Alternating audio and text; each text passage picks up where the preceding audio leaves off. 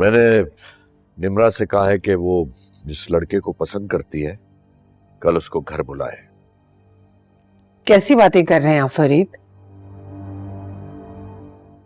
वो लड़का हमारे स्टैंडर्ड का नहीं है और ना ही हमें उसके फैमिली बैकग्राउंड का पता है।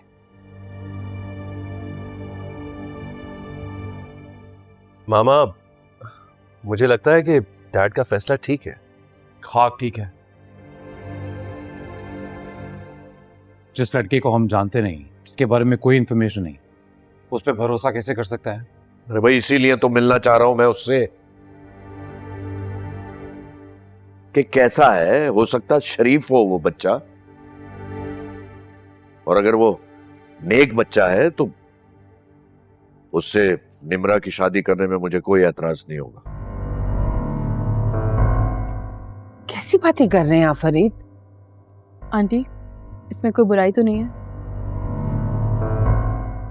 आप सबको एक दफा मिलना तो चाहिए उससे। और वैसे भी आंटी, ये स्टेटस के चक्कर से ना कभी कभी बाहर आकर भी देखिए, अच्छे लोग भी हैं दुनिया में। ये हमारी फैमिली का मसला है। तुमसे मशवरा नहीं मांगा है, तुम बीच में ना ही कूदो तो ज्यादा अच्छा है। अरमीन, तुम खामोश रहो, ये मेरा फैसला है।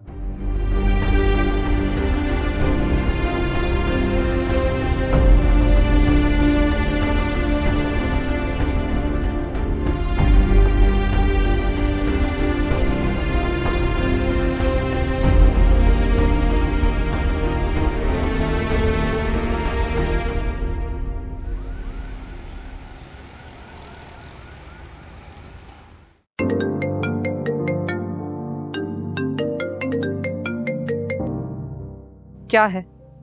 क्यों तंग कर रहे हो? कम ऑन यार अनीशा, अब बस भी करो, प्लीज वापस आ जाओ। नहीं सिकंदर, हमारे दरमियान जितने फासले आ चुके हैं ना, मुझे नहीं लगता अब हम साथ रह सकते। तो ये फासले भी तो तुम्हारी वजह से ही आए हैं ना, खत्म कर दो। कम ऑन यार, तुम मेरी क्राइम पार्टनर हो और अच्छे बुरे में साथ दिया है तुमने, and I can't miss you, so just come back। और अनुषे, वो क्या है तुम्हारे लिए? वो ना कोई थी और ना कोई है, कोई ताल्लुक नहीं है मेरा उससे, वरना दोबारा नहीं कहूंगा ये मैं। अरे तुम्हारे साथ ताल्लुक है यार, तुम हो मेरी बीवी, तुम अजीब। अब प्लीज बस करो और वापस आ जाओ। इनफैक्ट मैं ना कल तुम्हें लेने के लिए आ रहा हूं, सो तैयार रहना।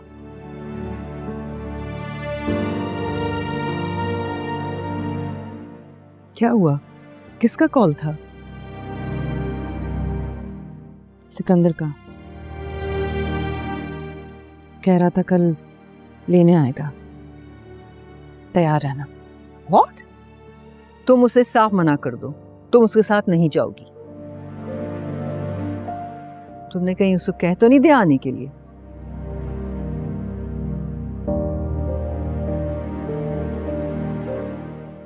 मामा, मुझे लगता है वो सच कह रहा है। मुझसे कई बार माफी मांग चुका है।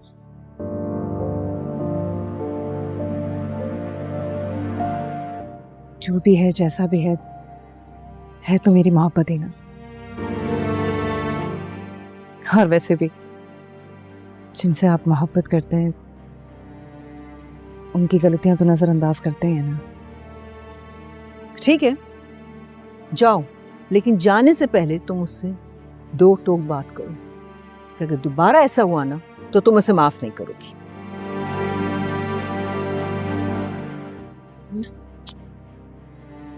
चलो, बहुत देर होगी, आते हैं। अब जल्दी आ जाना।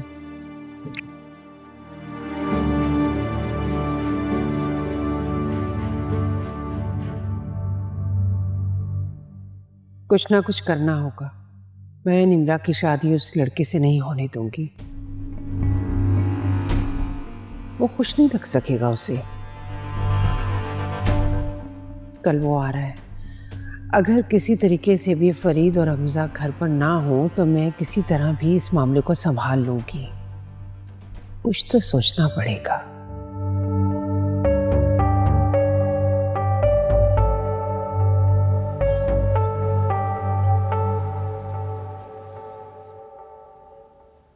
कब तक आएंगे आप लोग?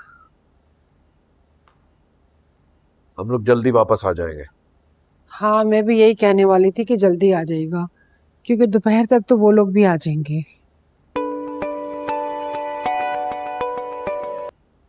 हेलो। Hello Hamza sir. जी जी। वो गोदाम में आग लग गई है। क्या? कैसे? ज्यादा नुकसान तो नहीं हुआ?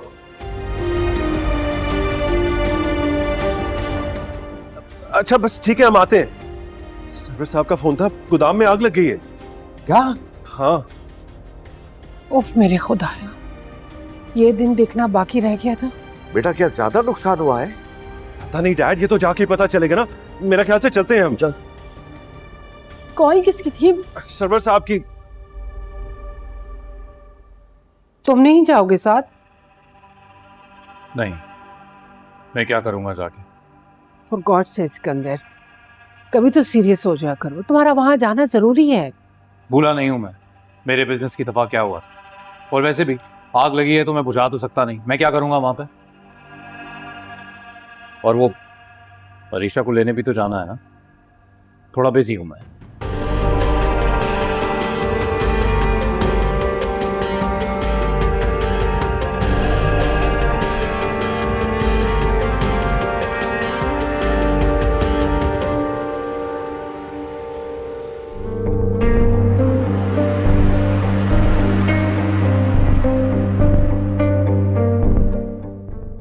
जो मैंने आपसे कहा है वो आपको करना होगा। देखिए मैम, आप ये जो काम कह रही हैं बहुत रिस्की है। अगर बड़े साहब या हमजा साहब को पता चल गया तो मेरी नौकरी चली जाएगी। ऐसा भी मैंने कौन सा काम कह दिया आपको? अगर आप मीटिंग नहीं रख सकते तो आप ये काम करें, गोदाम में एक जो इस्तेमाल का कपड़ा नहीं होगा उसे आग लगा दें। फरीद को और हमजा को आपने एंगेज रखना है, समझ आएगी आपको? और आपकी नौकरी को कुछ नहीं होगा, मैं संभाल लूंगी, फिक्र मत करें आप। ठीक है, देख लीजिएगा मैम। ओके।